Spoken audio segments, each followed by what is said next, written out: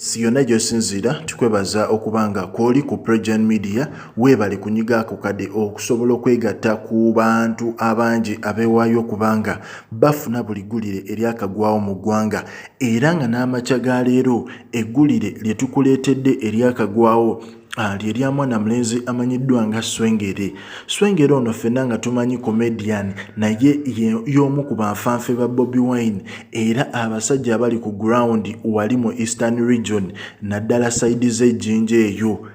Swengere amakya ga leero akwatiddwa, kigambibwa okuba nti akwatiddwa amagye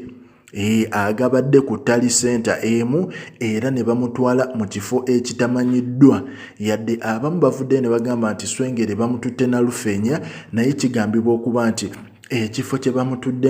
bamututtemu tekimanyiddwa. Swengere ono nga y'omu ku basajja ababadde bayimiriddewo okuba nti bamonitalinga akalulu ka mwana mulenzi amanyiddwa nga Kasolo ng'ono yeesimbyewo ku bwa meeya wali mu Jinja City. Era nga olunaku olw'eggulo Swengere yavuddeyo n'apostinga n'alaga nti Electoral Commission naddala ku polling station naddala ku polling station eri mu kifo ekimanyiddwa nga Narambai Primary School era ng'agamba waliwo presiding officer amanyiddwa nga Luba Martin ne Kaddu nga ye ali wali ewalukuba. N'agamba nti bano baavuddeyo ne bakwatagana n'owa NRM, bakwataganye ne candidate wa NRM amanyiddwa nga Mr. Kanusu Robert bagezeeko okukyusa results ezabadde ku DR form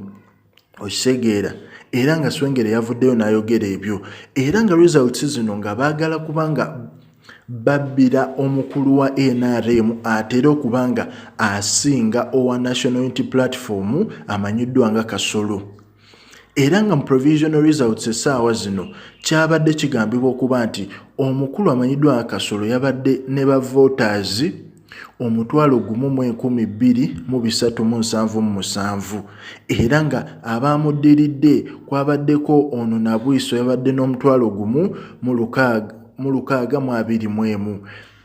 ono Kanusu yabadde n'abantu 9,499 naye Swengere yavuddeyo n'agamba nti babadde balina polling station ez'enjawulo ezo zenkugambyeko eyawali ewalukuba oba Masese division mu compound eyo polling station eya Westward nti babadde abakulu abaliyo ba presiding officers bavuddeyo nga baagala kwegatta n'omukulu amanyiddwa nga Mr. Kanusu Robert. Ngono Kanusu Robert y'omukulu owa NRM bakyuse obululu